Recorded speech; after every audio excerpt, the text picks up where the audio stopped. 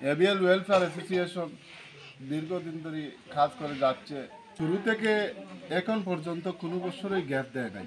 তাকে আমাদের রেগুলারলি যেগুলা বিভিন্ন সময়ে বিয়া শাদী এবং বিভিন্ন উপকরণ, শিক্ষা উপকরণ থাকি ধরিয়া স্কুলের উপকরণ এবং অসহায় মানুষের সাহায্যে বিভিন্ন উপকরণ দিয়ে সহযোগিতা করা, সেটাই হলো এবিএল ওয়েলফেয়ার অ্যাসোসিয়েশনের কার্যক্রম। আসার পাককালে অনেক সুবিধা অসুবিধা ভুল ত্রুটি থাকতেই পারে। যতটুকু ভুল ক্ষমাসুলভ দৃষ্টিতে দেখবেন এবং যতটুকু উপকার আল্লাহ যেন কবুল করে সেই আশায় থাকি। আজকে এবিএল ওয়েলফেয়ার অ্যাসোসিয়েশন সৃষ্টি করেছে আমাদের শ্রদ্ধেয় বড় ভাই, আমার শ্রদ্ধেয় বড় ভাই আব্দুর রশিদ বাবু, উনার ছেলে আব্দুল মতিন লালন। সাজাতে গিয়ে যত ধরনের সহযোগিতা আর্থিক এবং পরামর্শ সবই উনি দিয়া থাকেন।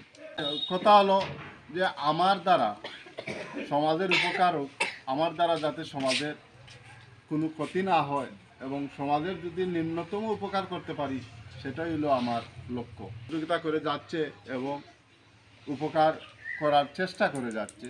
আল্লাহ যেন সেই তৌফিক দেন যাতে আমাদের এই এবিএল ওয়েলফেয়ার অ্যাসোসিয়েশনের মাধ্যমে আরও বেশি করি দান খয়রাত করার মতে। এই পর্যন্ত অনেক মানুষের সহযোগিতা এবং উপকার করার চেষ্টা করছে। এবং আব্দুর রশিদ বাবু উনি ছিলেন আমাদের এই অঞ্চলের ন্যায়পরায়ণ একজন বিশিষ্ট সালিশ বিচারক এবং বিশিষ্ট মুরব্বী এবং দানশীল ব্যক্তি।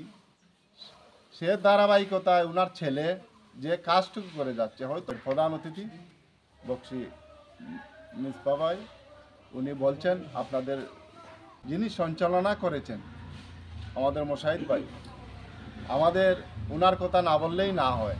কারণ আমার প্রতিটি প্রোগ্রামে উনি যে পরিশ্রম করেন এবং সহযোগিতা করে থাকেন, ওনার প্রতি কৃতজ্ঞতা আমি জানাই। যে উনি যে আমাদেরকে এই সমস্ত বিষয়ে ভালো কাজে এত সহযোগিতা করে থাকেন, যা বলার মতো নেই। প্রতিটা ভালো কাজে উনার কাছে পরামর্শ চাইলেই উনি সর্বাত্মক সহযোগিতা করে থাকেন আমাদেরকে। তাই আমি উনার দীর্ঘায়ু কামনা করি এবং ভবিষ্যতে আমাদেরকে আরও সহযোগিতা করবেন বলে আশা করি।